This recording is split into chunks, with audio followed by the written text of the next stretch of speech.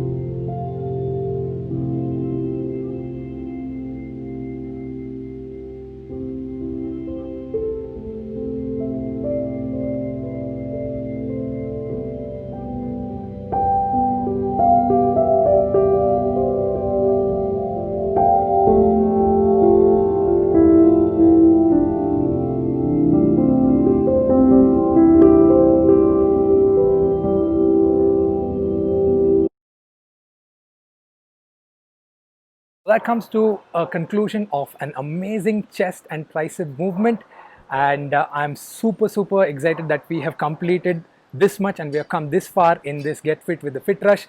I hope you guys are really enjoying this workout along with me.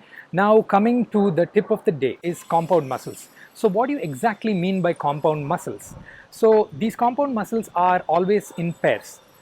If you notice that whenever any person goes to the gym, they tend to work out two muscle groups. When you work out chest, it's always triceps. I mean, not always triceps, but then the most common combination is chest and triceps, back and biceps, shoulders, calves and abs, and then you have your core cardio and so on and so forth. Have you ever wondered why these muscle groups are always combined together? That is, for example, chest and triceps.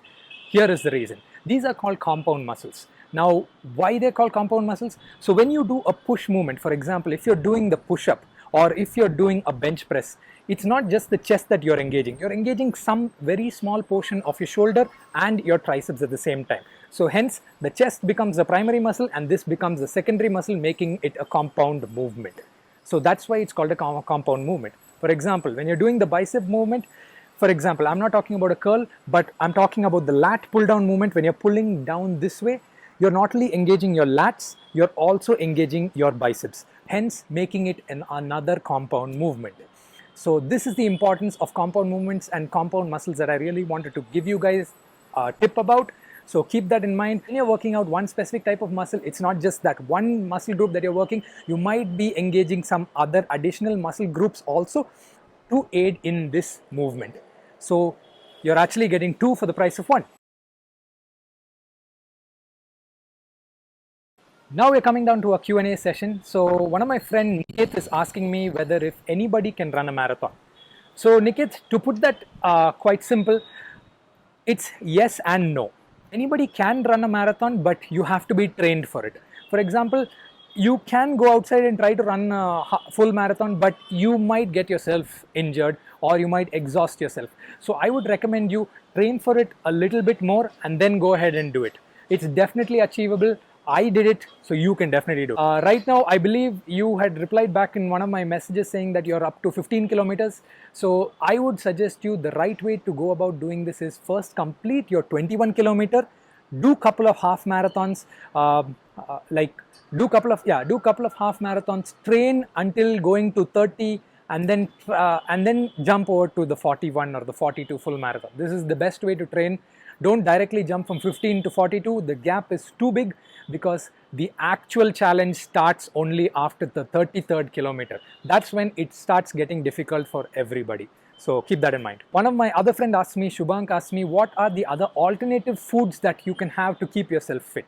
So Shubhank, what I would recommend is, if you're a rice eater, I would recommend you to swap white rice with probably brown rice. Now the reason why I'm asking you to swap is the carbohydrate content may almost be the same, but the benefit over here is the fiber content. The more fiber content that you have, the better it aids in your digestion and it keeps you full for a much longer time. And if it keeps you full for a longer time, small portions of that is enough to sustain for a longer time. Hence, reducing your consumption of rice and keeping you full for a longer time and helping you lose weight. In other option, if you are a bread eater or chapati, that's the Indian bread, I would suggest you to skip out on maida and go with atta. So this is a small alternative that I go about with my diet and my hacks that I do in order to lose weight and to keep myself fit, and try to actively avoid sugar when possible. I'm not telling you to completely cut down on sugar, but avoid sugar as much as possible at all cost. These are the three main things that you need to focus on. And to add another thing, make sure that you're getting in proper amounts of fat, that is healthy fats, and good amounts of protein. So since you happen to be a vegetarian, there are a lot of sources of protein that you could have that will help you through this journey. Broccoli, for that instance, is an amazing source of protein and great in iron and fiber. So go ahead, and soy chunks is also a really good option. For vegetarians, the perfect sources of fat that is the healthy fats that I mean is the omega-3s. Of course, the omega-6s, it's a little difficult to get because most of the omega-6 is present in red meat. So the omega-3 is best found in nuts and seeds. So flax seeds is an amazing option. and I will soon be coming out with a matcha chia pudding that you can have, that is really healthy, so do stay tuned in for that. Hope you guys really enjoyed this video. If you did, please drop a like, comment, share and subscribe, and I shall see you again in another video. Stay safe.